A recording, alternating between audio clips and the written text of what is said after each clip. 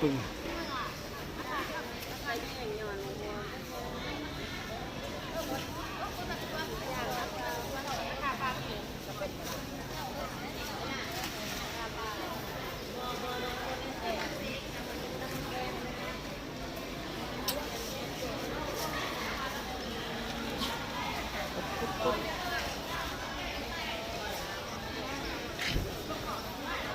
ไม่มีอะไรเลย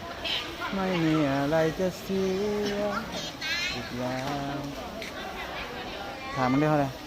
มันหน่อยเอาไปเนี่ยไม่หน่อยนะเรียนเดี๋ยว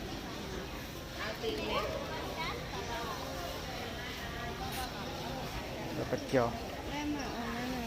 อะไร